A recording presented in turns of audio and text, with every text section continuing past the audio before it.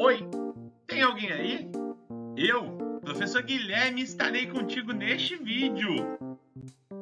Faremos um resumo de processo civil para você que está desesperado estudando para a sua prova. Pegue o papel, pegue a caneta, deixe seu like, se inscreva no meu canal e vem comigo após a vinheta.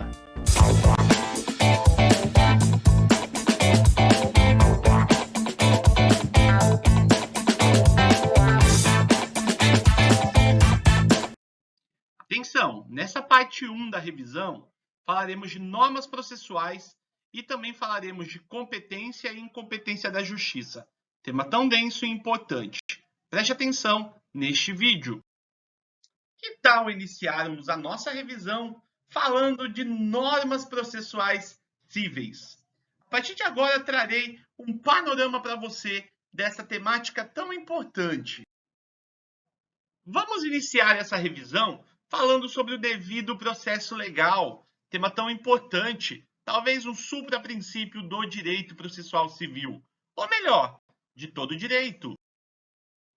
Estudante, você não pode deixar de esquecer que o processo, para que ele seja correto, ele tem que observar aí, evidentemente, as normas processuais que estão previstas na legislação vigente. Isso é óbvio. E no caso do devido processo legal, ele é considerado, conforme eu mencionei, uma cláusula geral, um supra-princípio, um postulado geral do direito, de todo o direito. Assim, quando eu falo para você, por exemplo, de devido processo legal, eu posso dizer que ele traz para nós que as regras processuais que estão vigentes, que estão em vigor, elas deverão ser observadas. Essa é a lógica do devido processo legal. O processo ele é devido, o processo ele é entendido como um instrumento de prestação da tutela jurisdicional e ele visa para nós a produção de provas que serão aí recepcionadas pelo direito como um todo. O processo ele não é só devido, mas ele é legal. Ele é um processo que deve ser respeitado dentro do direito, direito objetivo, que nós acabamos de falar, estudar, entender. Nos nossos estudos do direito processual civil, você pode distinguir duas dimensões do devido processo legal, como o devido processo legal substantivo, aonde nós falamos dos princípios da razoabilidade e da proporcionalidade, como também a gente pode falar do devido processo judicial ou formal. Nesse caso do devido processo judicial ou formal, nós falamos que todo processo ele deve se desenvolver seguindo a lei, as normas processuais civis fundamentais. Vamos falar de normas processuais civis fundamentais? Elas irão abordar regras e princípios processuais. Neste caso, como regra interpretativa, nós devemos lembrar que o processo ele tem que ser ordenado, ele tem que ser disciplinado e ele tem que ser interpretado de acordo com a Constituição Federal. Portanto, nós temos alguns princípios que eu irei abordar com você a partir de agora. Vem! Vamos iniciar falando do princípio da inércia da jurisdição. Nada mais é que o processo começa por iniciativa da parte e se desenvolve por impulso oficial. Neste caso, é importante nos atentarmos que quando nós falarmos deste princípio em questão, ele engloba dois subprincípios. O dispositivo, de acordo com o qual é a parte que provoca e inicia o processo, e também o processo inquisitivo, que permite o desenvolvimento do processo após o início que foi dado pela parte. E aí, neste caso, o Estado ele tem a responsabilidade de atuar por meio da figura do Estado juiz. Essa subdivisão ela evidencia para nós que o nosso modelo de processo ele é misto, pois engloba em um único procedimento os princípios dispositivos e também inquisitivo. Fique atento. Princípio da inafastabilidade da atuação jurisdicional. Nela, não se excluirá da apreciação da jurisdição ameaça ou lesão a direito. Só para a gente completar aqui, ele tem duas proteções. A primeira diz respeito a lesões já ocorridas e a segunda diz respeito também a perspectivas de lesões, ou seja, ameaça de lesão. Neste caso, embora seja inafastável a jurisdição, ela sempre pode ser invocada, porque ela não é exclusiva e ela permite a utilização da arbitragem e o Estado incentivará a solução consensual dos conflitos. Isso é muito importante. Como consequência aí da inafastabilidade da jurisdição, o próprio STF já reconheceu a inconstitucionalidade de exigência de depósito prévio para admissibilidade de ação judicial. É inconstitucional a exigência deste depósito prévio como requisito de admissibilidade da ação judicial, na qual se pretende discutir a exigibilidade do crédito tributário. E a inafastabilidade, ela também não se confunde aí com inevitabilidade. O princípio da inevitabilidade diz respeito à vinculação obrigatória das partes ao processo, que passam a integrar a relação processual em um estado de sujeição aos efeitos dessa decisão jurisdicional. Fica a dica no tocante a essa temática. E o princípio da inafastabilidade, ele quer dizer que não se excluirá da apreciação jurisdicional ameaça ou lesão a direito. No caso do princípio da celeridade, no âmbito processual, o processo ele deve buscar um resultado adequado com o menor número de atos processuais. Não podemos confundir este princípio da celeridade com uma mera celeridade. O princípio da celeridade busca, de fato, tornar o processo rápido. No entanto, essa rapidez aí não quer dizer que nós vamos deixar de lado os demais princípios processuais, principalmente aí o devido processo legal. Mas, pela própria natureza da relação processual, há uma certa demora, a qual não deve ser excessiva. A decisão proferida no processo, ela tem que ser satisfativa, buscando sempre que possível solucionar o mérito e evitar a extinção do processo por questões formais.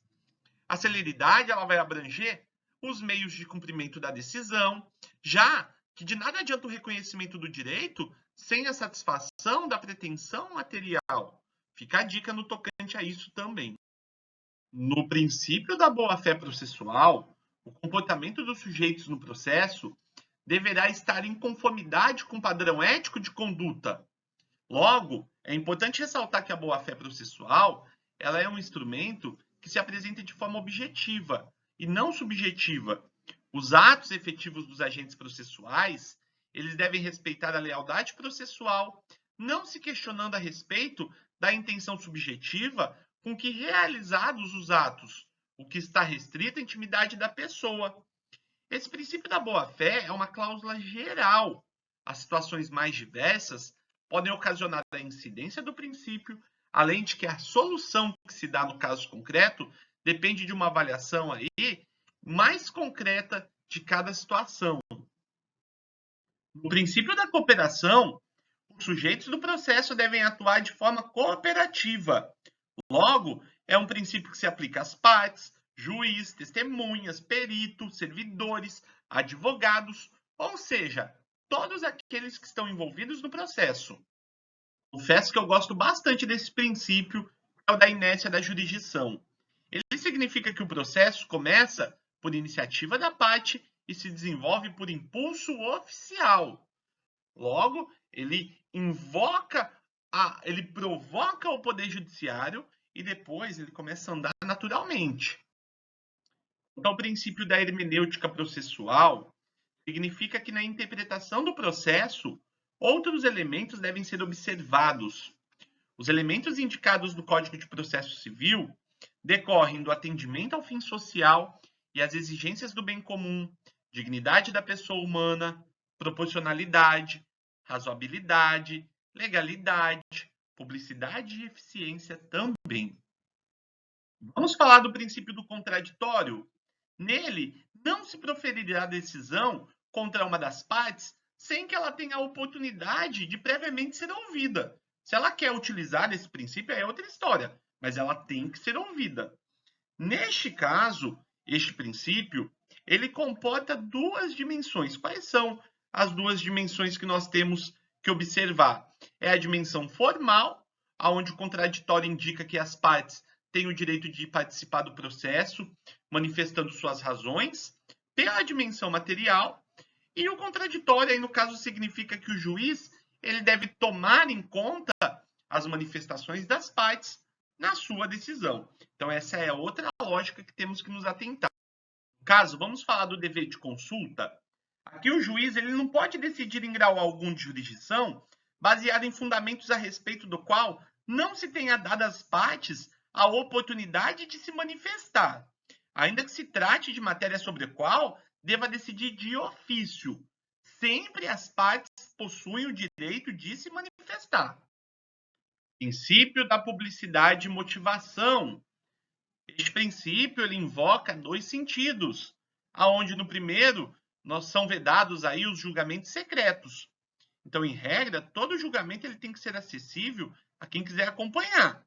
Mas por outro lado, as decisões elas serão publicizadas e todas as decisões proferidas devem ser publicadas a fim de cientificar as partes, exceto segredo de justiça.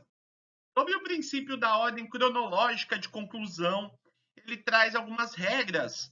Os processos devem ser julgados conforme a ordem cronológica de conclusão ao juiz. Processos que estiverem conclusos para a decisão em primeiro têm prioridade de julgamento. Não há um dever absoluto de observância dessa ordem, mas ele deve ser observado o máximo possível. Uma vez que nós tivemos a oportunidade de abordar diversos princípios do processo civil, vamos falar de lei processual no tempo? Preste atenção nestas informações. Bom, vamos lá. Primeira observação que eu quero falar é o seguinte: a lei, a norma processual, ela não retroagirá. O que isso significa? Significa que, além de não retroagir, ela será aplicável imediatamente aos processos em curso, respeitando os atos processuais já praticados e as situações jurídicas consolidadas sobre a vigência da norma revogada. Preste atenção! Quanto à vigência do Código de Processo Civil, temos que observar uma regra cronológica. Processos que foram transitados em julgado até 17 de março de 2016 vão observar as regras, evidentemente, do Código de Processo Civil de 73. Agora, os processos e atos processuais a partir de 18 de 3 de 2016 vão ter que observar o Código de Processo Civil atual. Portanto, processos que se iniciaram antes de 17 de 3 de 16, porém, serão concluídos aí após, eles vão observar até aquela data o Código de Processo Civil de 73 e após o novo Código de Processo Civil. Então, fique atento a essas datas aí relacionadas a esse marco temporal. Agora, sobre a aplicação do processo comum aos processos especiais, a regra é de que, na ausência de normas que regulem o processo eleitoral, trabalhista ou administrativo, por exemplo, as disposições do Código de Processo Civil atual que lhe serão aplicadas são supletivas e subsidiárias. Não se esqueça que isso aqui é um resumo de processo civil, mas embora seja um resumo, é tema beça. E eu quero falar para você agora sobre limites da jurisdição nacional.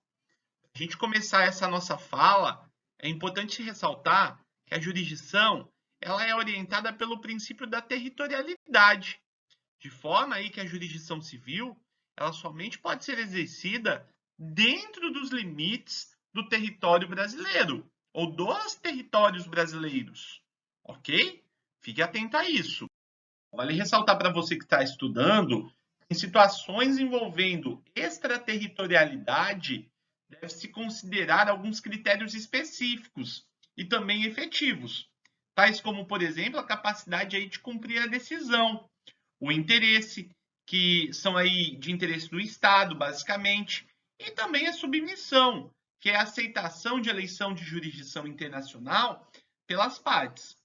Mas o Código de Processo Civil, ele fixa para nós algumas hipóteses de jurisdição internacional concorrendo com a jurisdição nacional. Obviamente, dessa jurisdição nacional exclusiva que estamos falando. Portanto, em caso de jurisdição internacional concorrente, é admitido a atuação da jurisdição brasileira e também estrangeira. Nessa situação, para que haja aí a produção de efeitos de decisão estrangeira no nosso território brasileiro, é necessário haver uma homologação ou concessão por parte do STJ. Atenção, é STJ e não STF. Temos como hipótese aí de jurisdição concorrente ação contra réu domiciliado no Brasil, ação cujo objeto envolva obrigação que deve ser cumprida no país, ação cujo fato ou objeto de discussão tenha sido praticado no Brasil, ação de alimentos em situações específicas, quando o credor for domiciliado ou residente no Brasil, e quando o réu com vínculo no Brasil venha revelar capacidade econômica. Ação que decorra de relação de consumo, quando o consumidor tiver domicílio ou residir no Brasil, e também ação que as partes aí se submetam à jurisdição nacional. Fique ligado aí que quando nós falarmos de ação proposta no estrangeiro, ela não induz a litispendência e também não impede que seja conhecida a causa no Brasil, exceto aí se houver tratado ou acordo internacional, ou caso haja eleição de foro exclusivo estrangeiro em contrato internacional. A pendência de causa perante a jurisdição brasileira, ela não impede a homologação da sentença estrangeira. E aí, no caso de concorrência entre decisão estrangeira e nacional, nós temos que efetivar a sentença estrangeira se ela for homologada antes, se ela for homologada aí basicamente antes do trânsito em julgado dessa decisão interna. Ao contrário, se a decisão interna é transitada em julgado, não se procede com homologação. Por outro lado, em caso de jurisdição nacional exclusiva, não se admite a atuação de juízos estrangeiros por questões relacionadas à soberania nacional. Aí eu posso colocar para você como hipóteses as previstas no Código de Processo Civil. Ações relativas a imóveis situados no Brasil, ações para confirmação de testamento particular, de inventário e de partilha de bens situados no Brasil, mesmo aí que o defunto ele seja estrangeiro ou tenha residido fora do Brasil. Temos também situações envolvendo partilhas de bens para divórcio ou dissolução de união estável, quando envolver bens situados no Brasil. Mesmo que o titular dos bens seja de nacionalidade estrangeira ou tenha domicílio fora do território brasileiro. Fica a dica. Quanta coisa até aqui, né? Mas temos mais assuntos para abordar. E deixa eu te falar, falaremos de um item muito importante. Um item aí que é temido. Mas antes deixa eu te fazer uma pergunta. Você aí de casa, você se considera uma pessoa competente? Mas fique tranquilo, não é disso que eu estou falando. Obviamente, nós vamos abordar um assunto muito importante. Qual? Falaremos sobre competência. Sim, competência é o tema que iremos abordar a partir de agora. E nas causas cíveis, quando nós falamos de competência, de antemão é importante observar que elas serão processadas e decididas pelo juiz nos limites de sua competência, ressalvado aí às partes o direito de instituir juiz arbitral na forma da lei, caso ela tenha essa possibilidade de previsão exposta, conforme nós iremos estudar. Fique atento que a competência ela vai se fixar no momento do registro ou da distribuição da petição. E aí, uma vez fixada a competência, ela em tese é perpétua, com duas exceções: supressão do órgão judiciário ou alteração da regra de competência absoluta. Isso pode acontecer também. E aí, a competência é determinada no momento do registro ou da distribuição dessa petição inicial, sendo irrelevante as modificações do Estado, de fato ou de direito que venham a ocorrer. Salve aí quando suprirem, como eu disse para você, os órgãos do judiciário ou alterarem essas regras de competência absoluta. Isso é importante frisar.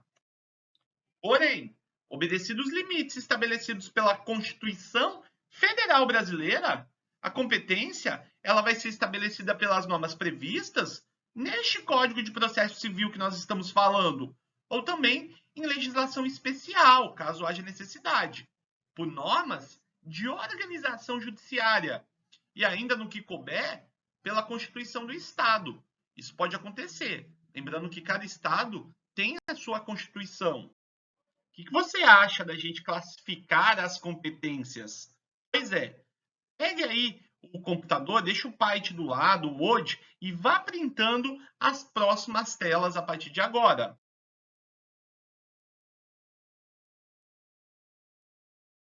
A primeira classificação é quanto à competência do foro ou competência do juízo. No caso da competência do foro, também chamada de competência territorial, o foro deve ser compreendido como um local em que o juiz, ou seja, o magistrado, exerce a sua competência. Enquanto a competência do juízo diz respeito aí o seguinte: uma vez definido o local, deve-se basicamente pleitear que o juízo competente, ou seja, a qual, dentre vários juízos do foro, venha a exercer concretamente a sua competência. Competência originária e competência derivada. Na competência originária, define o órgão jurisdicional para conhecer o processo pela primeira vez. Agora, na competência derivada, estabelece a responsabilidade de julgar recurso a partir da decisão do órgão originalmente competente. No caso de competência absoluta e competência relativa, temos que observar o seguinte: na absoluta, estabelece regras de competência a partir do interesse público, enquanto na competência relativa, fixa regras de competência a partir de interesses particulares. Para definirmos as competências, alguns critérios deverão ser observados. O primeiro deles é o critério objetivo. Neste caso, de acordo com esse critério, nós iremos distinguir a competência em razão da matéria, em razão da pessoa e também em razão do valor da causa.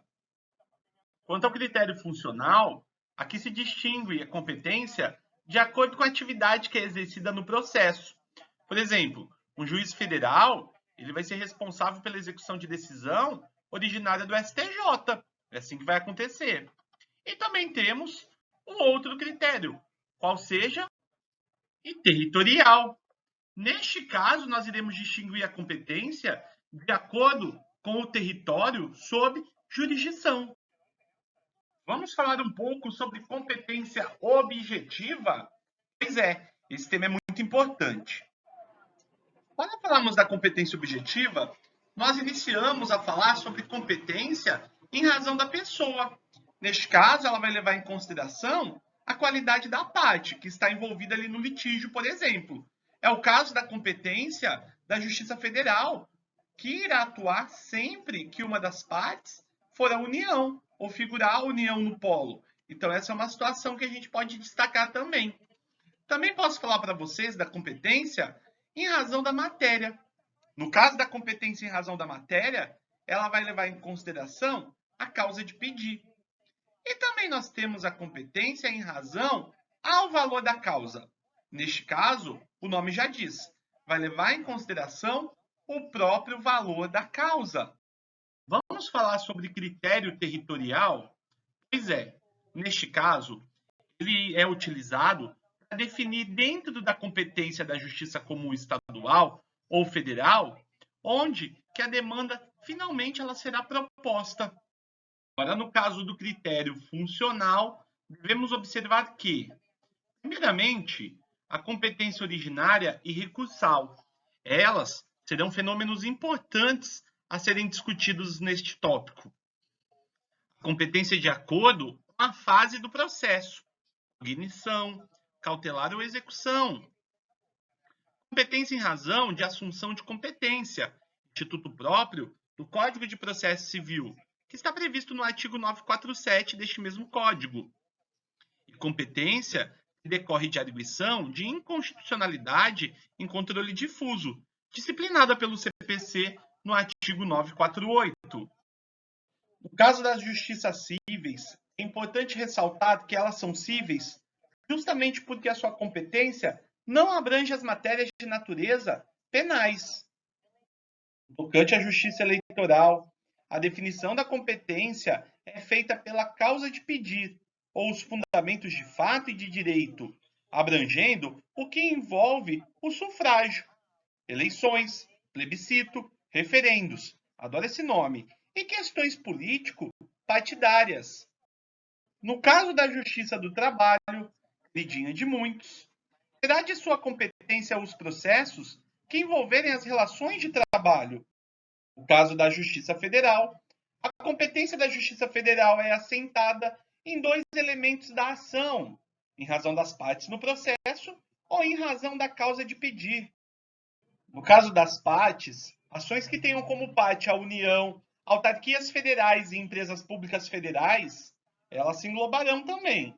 Agora, as exceções diz respeito a matérias trabalhistas, matéria eleitoral, falência e recuperação judicial, além de acidente de trabalho tipificado, quando o INSS ele for parte.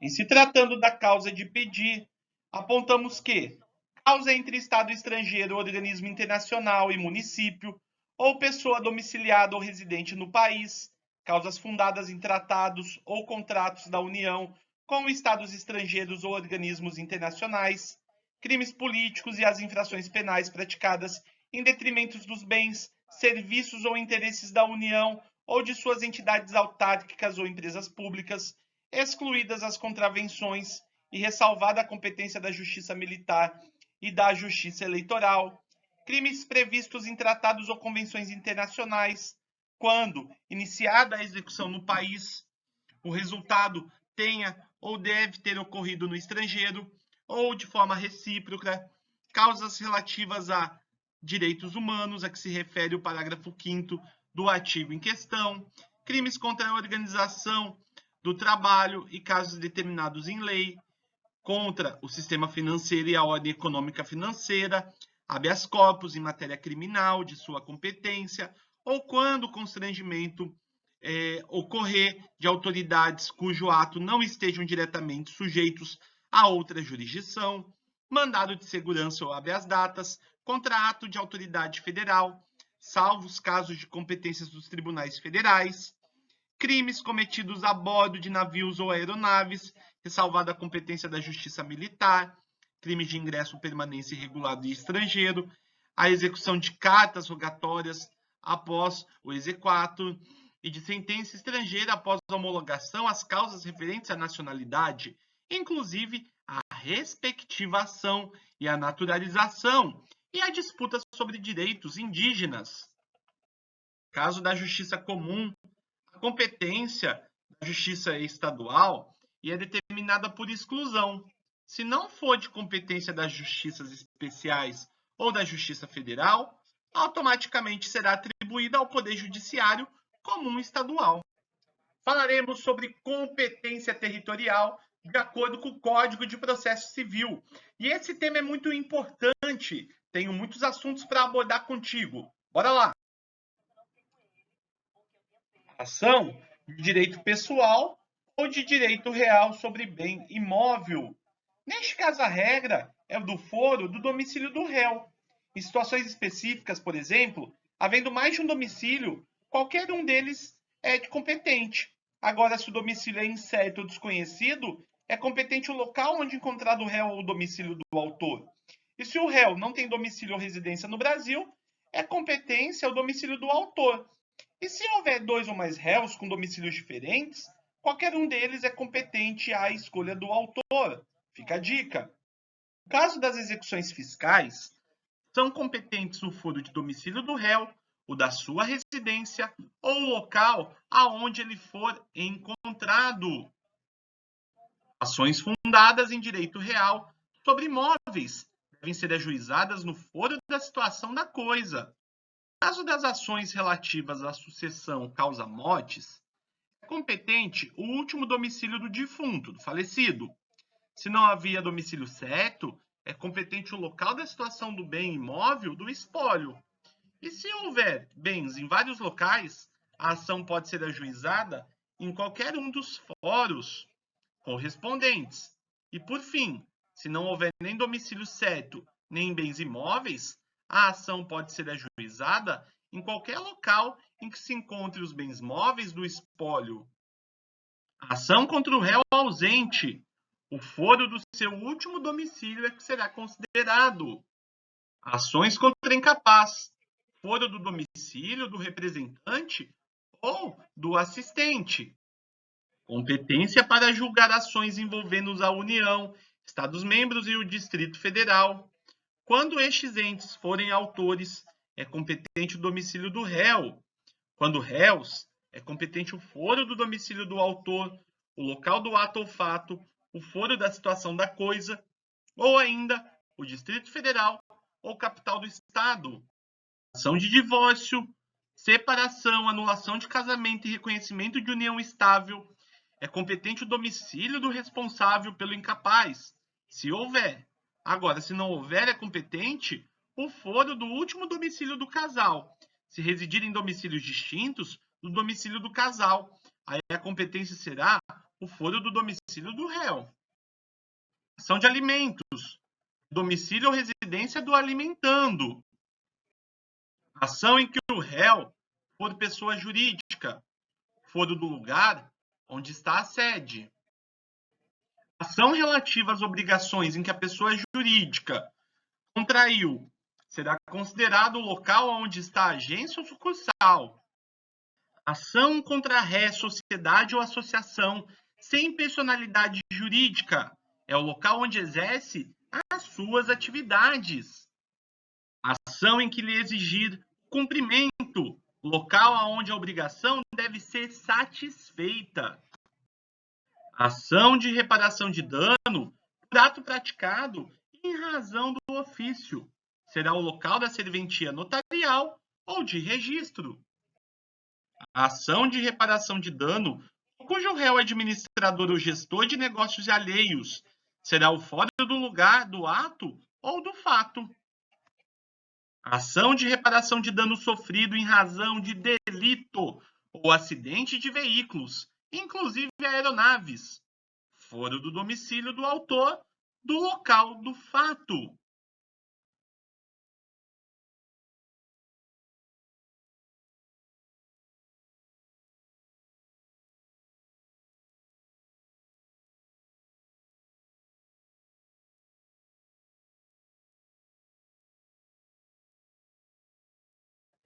Vamos falar de métodos para identificar o juízo competente?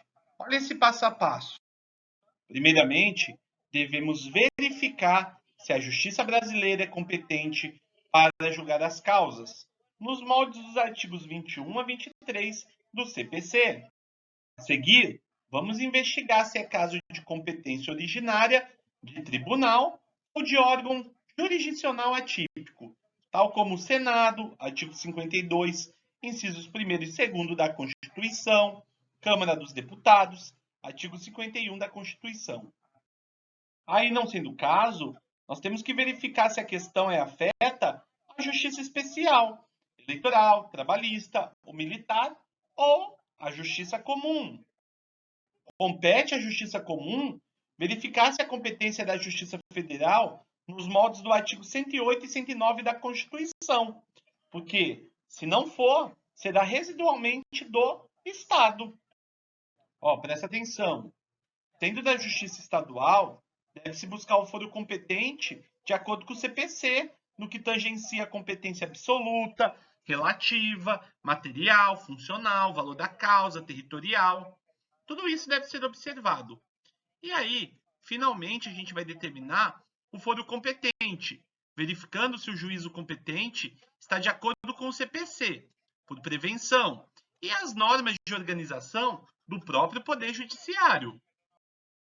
No caso de modificação de competência, um juiz que não era originalmente competente, ele passa a ser. Só existe essa possibilidade quando nós estivermos diante de competência relativa.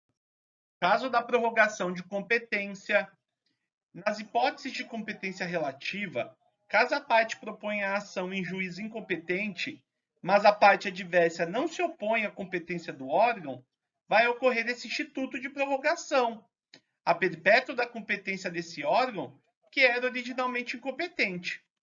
Mas aqui nós temos exceções, nas quais se afirma a competência de outro órgão jurisdicional. São as hipóteses de supressão do órgão judiciário e a alteração de competência absoluta, conforme a parte final do artigo 43 do CPC. Fique atento que nós temos mais uma exceção à regra de prorrogação da competência, que é o caso de conexão, artigo 55 do CPC, e a continência, que são os artigos 56 e 67, ambos do CPC. A conexão ocorre quando, em dois processos, for em comum o pedido ou a causa de pedir. O CPC estende a regra de conexão a situações específicas, quando houver identidade da relação material, ainda que o pedido ou a causa de pedir não sejam idênticos, porém semelhantes, e quando houver execuções fundadas no mesmo título executivo. A consequência da conexão é a reunião dos processos, exceto se um já tiver sido julgado. Da continência, a identidade entre as partes, causa de pedir, mas o pedido de uma é mais amplo do que da outra. Aí eu te pergunto, qual será o juiz competente para julgar as ações conexas ou contingentes? A resposta será o juiz prevento, ou seja, nós teremos a definição da competência pela propositura da ação, ou seja, no momento em que houver registro ou distribuição da petição inicial. Simples assim. Também constitui exceção à prorrogação de competência a situação de incidente de deslocamento de competência, previsto no artigo 109, parágrafo 5º da Constituição, em que se transfere a competência da Justiça Estadual para a Justiça Federal. Admite-se que as partes firmem foro de eleição para fixar competência. Aí a escolha do foro ela deve constar de instrumento escrito e se referir expressamente a determinado negócio jurídico de forma específica. A previsão de foro contratual se transmite aos herdeiros e sucessores dos contratantes também. Aí, no caso, o juiz, ao tomar conhecimento da cláusula de foro de eleição, pode fazer o controle de sua validade. Se a cláusula for abusiva, ele pode reputar ineficaz, com determinação de remessa dos autos ao foro que entender ser competente. E as partes podem alegar também a abusividade da cláusula em contestação, sob pena de preclusão. De todo modo, ocorre também a modificação de competência por intermédio do foro de eleição. Para a eleição do foro, devem ser observadas algumas regras aí do artigo 63 do Código de Processo Civil. Vamos falar de incompetência. Estudamos competência, agora precisamos entender sobre a incompetência. Vem comigo. Vamos falar de competência absoluta e também de competência relativa. No caso da competência absoluta, ela estabelece regras de competência a partir do interesse público. Agora, na competência relativa, fixa regras de competência a partir do interesse particular. A incompetência absoluta ela tem que ser alegada em preliminar da contestação. Contudo, diante da sua importância, a incompetência ela pode ser alegada a qualquer tempo para qualquer uma das partes. Agora, no tocante à competência relativa, ou melhor, incompetência relativa, ela tem que ser alegada pelo réu em preliminar de contestação, sob pena de precluir. Em decorrência disso, prorroga-se a competência. Essa incompetência relativa, ela será feita, como eu disse, preliminar de contestação, não existindo mais a exceção de competência apontada para os senhores. A competência absoluta, ela pode ser reconhecida de ofício. A relativa não. Ela não pode ser reconhecida de ofício. Na de ofício, ela não pode ser alterada por vontade das partes. Agora, na relativa, as partes elas têm a prerrogativa de eleger o foro. Na absoluta, não admite a conexão e a continência. Agora, na relativa, é admitida a conexão e continência. A absoluta não pode ser alterada pela conexão ou continência. Já a relativa, ela pode. A absoluta abrange as regras de fixação da competência material em razão da pessoa e funcional. Agora, na relativa, abrange as regras e a fixação de competência material em razão da pessoa e também funcional. Se houver violação à regra de competência absoluta, serão preservados os atos decisórios, pois embora aí não haja uma competência, há que se falar em jurisdição, e os atos eles serão preservados até a análise que vai ser feita pelo juiz efetivamente competente. Essa é a lógica. Mas continuando, olha que interessante, no caso da absoluta, se a ação ela transitar em julgado aí, é cabível uma ação rescisória. Agora na relativa não, ela não cabe ação rescisória, porque houve a prorrogação de competência. Isso daí é bem importante, cai bastante em prova de OAB, concurso, dentre outros. Quando a gente falar da competência absoluta, qualquer alteração superveniente que venha a ocorrer da competência, isso vai implicar no deslocamento da causa para outro juízo. Agora, no caso do estudo da relativa, mudanças supervenientes de competência relativa, elas não irão produzir nenhum tipo de efeito para nós. O que é conflito de competência? Quando nós falamos de conflitos de competência, temos que entender que o conflito negativo ele vai ocorrer quando ambos os juízes eles se reputam de modo incompetente para o julgamento de um processo. Agora, o conflito positivo é quando mais de um juiz ele se considera competente para julgar aquela determinada demanda. Professor, e o que é cooperação nacional? Neste caso, os órgãos jurisdicionais eles devem atuar em cooperação recíproca na condução da atividade jurisdicional.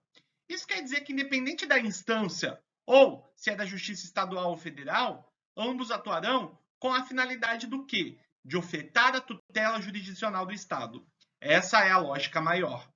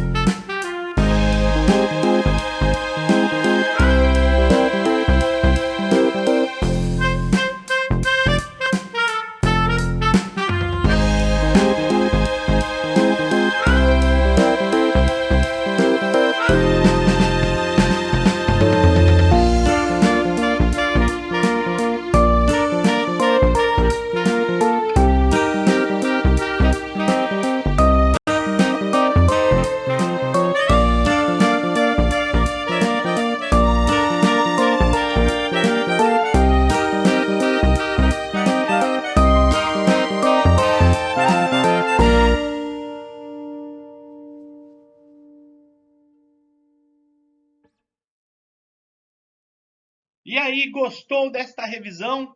Fique atento à nossa parte 2. Logo, postarei para você, mas não esqueça de deixar seu like, seu joinha e volte sempre.